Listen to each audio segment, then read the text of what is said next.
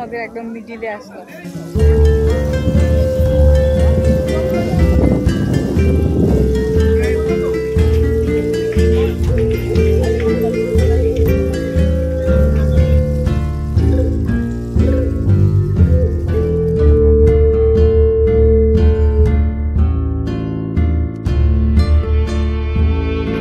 ঘুরতে গেলাম এবার ব্রহ্মপুত্র নদ। ইয়েস বন্ধুরা, আসাম গুয়াহাটিতে এসেছি কামাখ্যা মায়ের পুজো দিতে। তারপরে আমাদের হাতে সময় ছিল, ট্রেন লেট ছিল, তাই আমরা আজকে চলে গেলাম ব্রহ্মপুত্র নদে ঘুরতে।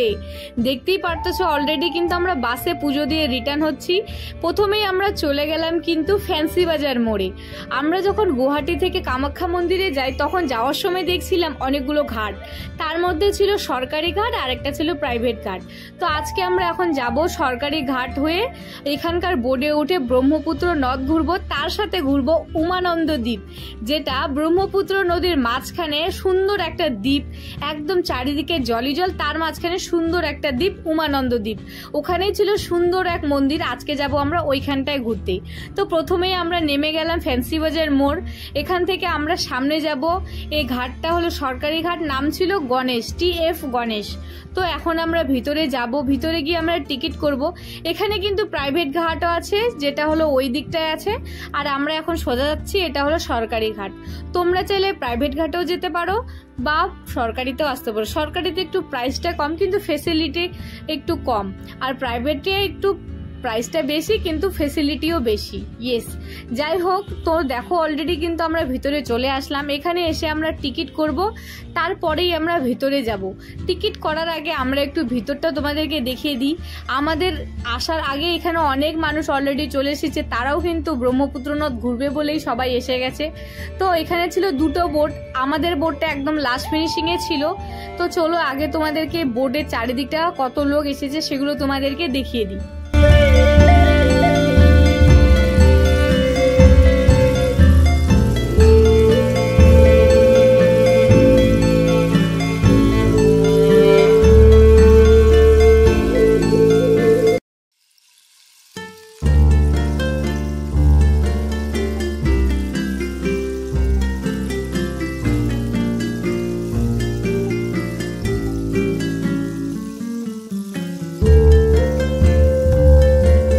দুজন টিকিট করে নিলাম, আমি আর আমার বর। 40 টাকা করে টিকিট নিয়েছিল, আর প্রাইভেট ঘাটের প্রাইস ছিল মোটামুটি 100, 400, 500, যেরকম তোমাদের বাজেট তেরকম করতে পারো। অনেক ফেসিলিটি ছিল। আর আমরা যে ঘাটটা এসেছিলাম সেটা তো বললামই সরকারি ঘাট, আর আমাদের বোটের নাম ছিল MV মেঘনা। এখানেও কিন্তু বসার জায়গা আছে, আর চারিদিকে হাঁটাহাঁটি করে বাইরে থেকে তোমরা চারিদিকে ভিউটা দেখতে পাবে। দেখুন, এইটাই হলো ব্রহ্মপুত্র নদ, কি বিশাল বিখ্যাত। এখানে কিন্তু ব্রিজের কাজ চলছিল, ওই যে দেখো কত, এত বড় একটা নদীর ওপরে এত বড় একটা ব্রিজ হচ্ছে। এই ব্রিজটা হলে নাকি অনেক অনেক সুন্দর লাগবে দেখতে, ওই ব্রিজটা নাকি অনেক বিখ্যাত একটা ব্রিজ হতে চলেছে। যাই হোক, ওই ব্রিজটার ব্যাপারে আমি অতটা জানি না। তো আমরা এখানে আসলাম, এই যে দেখো চারিদিকের নাজারাটা দেখতে ভীষণ সুন্দর ছিল। আমার কিন্তু জলে প্রচন্ড ভয় লাগে, তবুও কিন্তু ঘুরতে ছাড়ি না। আর বোর্ডের টাইম ছিল 2:30, তাই আমরা ওখানে আইসক্রিমের দোকান ছিল, গরম ছিল প্রচন্ড, তাই আমরা দুজন, আমি আর আমার বর, আইসক্রিম নিয়ে নিলাম। আর আইসক্রিম খেতে খেতে চারিদিকটা ভালোভাবে একটু ঘুরতে লাগলাম।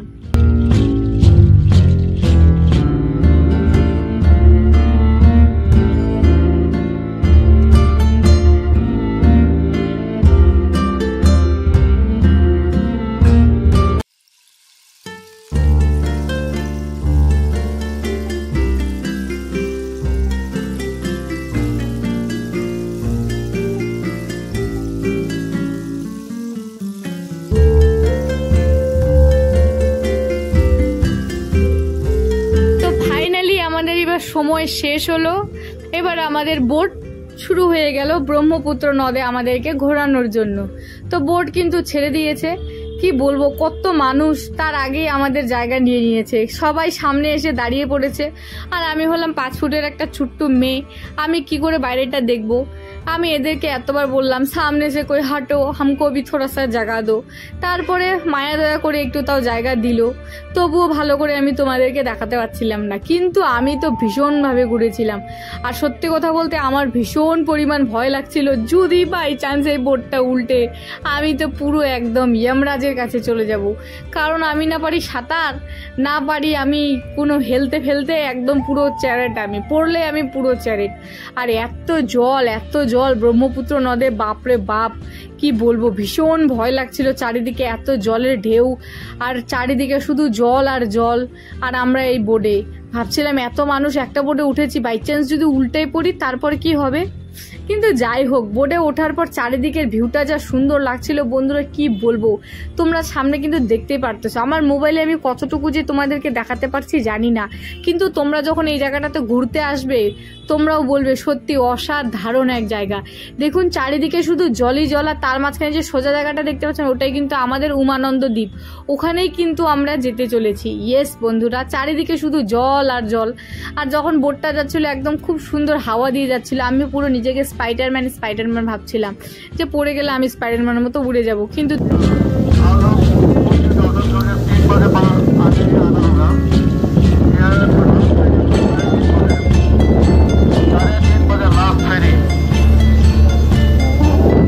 আমাদের বোর্ডের লাইফ টাইম ছিল কিন্তু 3:30, আমাদের হাতে ছিল 40 মিনিট সময়।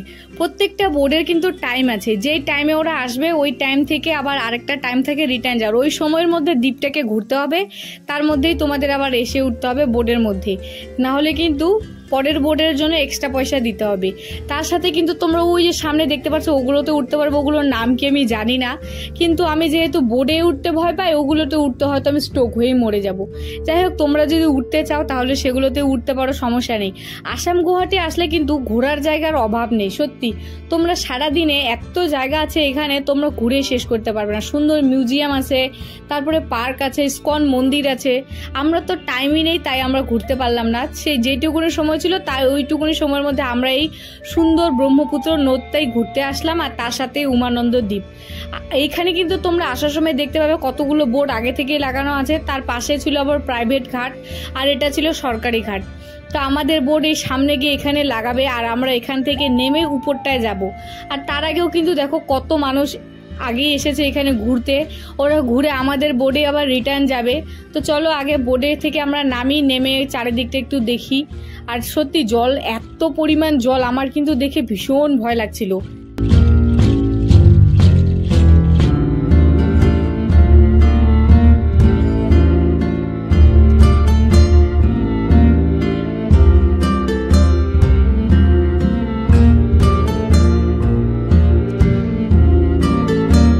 তো ফাইনালি বন্ধুরা আমরা এখন পৌঁছে গেলাম উমানন্দ দ্বীপে। ইয়েস বন্ধুরা, সবাই আমার অপেক্ষায় বসেছিল, স্বাগত নেই করোগে হামারা, মজা করলাম বন্ধুরা। তো যাই হোক, চারিদিকে জল আর জল। এবার যাব উপরটায়। আমরা ওই দিকটা থেকে আসলাম, একদম নদীর মাঝখানে ছোট্ট একটা দ্বীপের মতো আছে, এখানে আমাদেরকে নিয়ে আসলো। এখানে আমরা 1-1.5 ঘন্টা থাকবো, তারপরে এখান থেকে রিটার্ন করবো। আর আমরা যে জায়গাটাতে আছি চারিদিকে জল জল, আর মিডিলে হলো দ্বীপ। তো চলো এখন ভিতরে যাই, উপরে উঠি।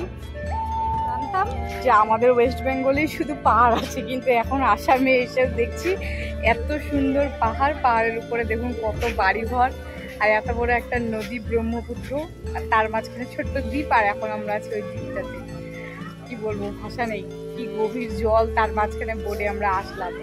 40 টাকা টিকিট। তো এখন যাবো মন্দিরের উপরে। সত্যি ভীষণ ভয় করছে, চারিদিকে অনেক জল, তোমরা দেখতেই পাচ্ছো বন্ধুরা, চারিদিকে জলই জল। আমরা কিন্তু একদম পুরো জলের মাঝখানে মিডিলে আছি, যেখানে একদম একটা ছোট্ট দ্বীপ, ওখানে একটা মন্দির আছে সুন্দর, ওখানে যাব উপরে। আর এটা 3:30টার সময় ছাড়বে, তো আগে যাই মন্দিরে ঘুরি, 3:30টার মধ্যে আমরা এখানে আবার ঢুকে যাবো, নাহলে আমাদেরকে সারা এখানেই থাকতে হবে, একদম কালকে রিটার্ন যেতে পারবো।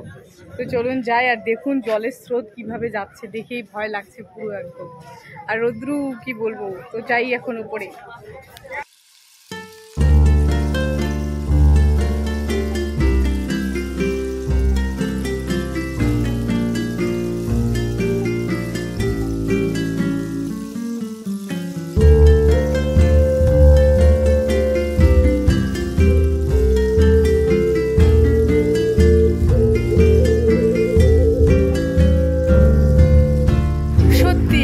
ব্রহ্মপুত্র নদের মাঝখানে এই উমানন্দ দ্বীপ, আর তার মাথায় এত সুন্দর একটা শিব মন্দির আছে, মানে ভাবা যায় না, এত সুন্দর একটা জায়গা, কি বলবো।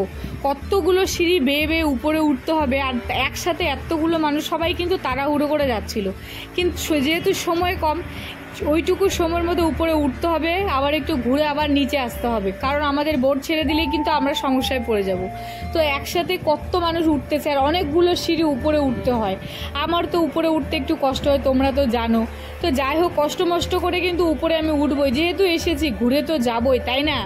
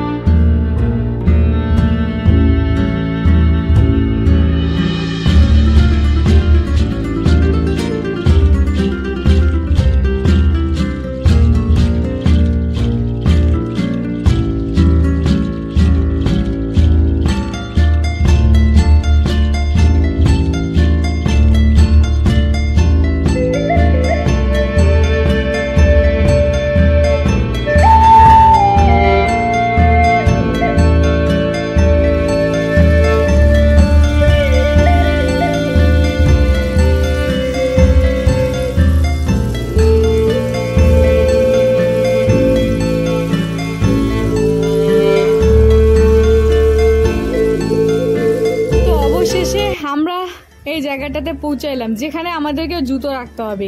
মন্দিরের উপরে কিন্তু জুতো একদম অ্যালাউ নেই, তাই আমরা সাইডে ওখানে জুতো রেখে দিলাম। আর পুজো দেওয়ার জন্য, ঠাকুরকে প্রণাম করার জন্য এখন যাব আমরা উপরটায়। বাপরে কি বলবো, ছোট বাচ্চা, বয়স্ক, মহিলা, ছেলে, পুরুষ সবাই একদম অনেক কষ্ট মষ্ট করে উপরে উঠেছে।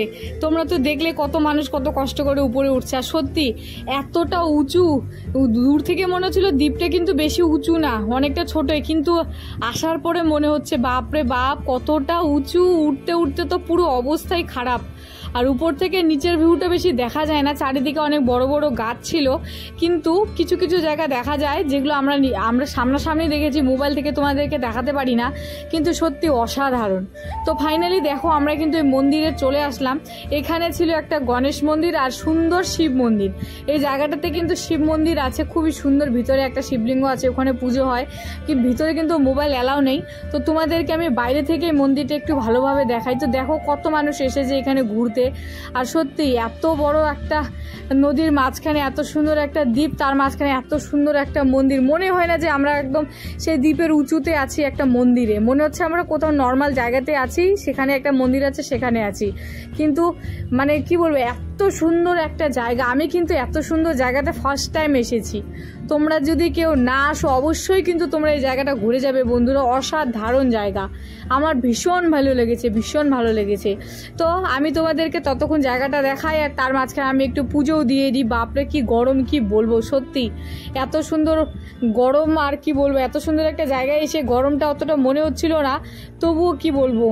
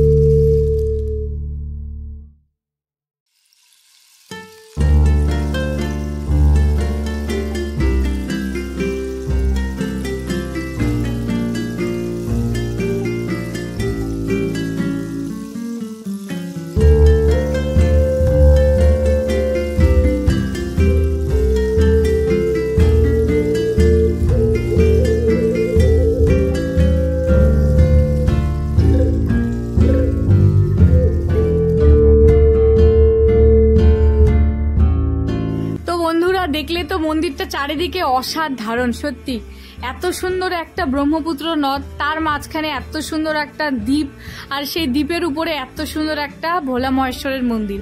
আর সত্যি আমরা এত ভাগ্যবান, আমরা ওখানে বসেছিলাম, একজন ব্রাহ্মণ এসে আমাদেরকে বাবা ভোলা মহেশ্বরের প্রসাদ দিয়ে গেল। সত্যি খুবই লাকি হলেই কিন্তু এরকম প্রসাদ পাওয়া যায়, সবাই কিন্তু পায়নি, আমরাই কিন্তু পেয়েছিলাম। খুবই ভালো লাগলো সত্যি। আর নামার সময় এখানে অনেকগুলো ফ্রুট বিক্রি করছিল, আমরাও নিয়ে নিলাম, আর খেতে খেতে চারিদিকের ওয়েদারটা ফিল করতে লাগলাম। সত্যি খুবই সুন্দর জায়গা। তোমরা কারা কারা এই জায়গাটাতে এসেছো আর কারা কারা নতুন আসবে বলে প্ল্যান করছো অবশ্যই আমাকে কমেন্টে জানাবে। আমি তো এসে ঘুরে গেলাম, আমার কিন্তু জায়গাটা ভীষণ ভালো লাগলো। তো সবাই ভালো থেকো, সুস্থ থেকো। আমার এই ব্লগটা তোমাদেরকে কেমন লাগলো অবশ্যই আমাকে কমেন্ট বক্সে জানাবে, আর অবশ্যই আমাকে like and share and comment করতে কিন্তু ভুলিও না বন্ধুরা। তো দেখা হচ্ছে আবার নতুন কোনো একটা ব্লগে। সবাই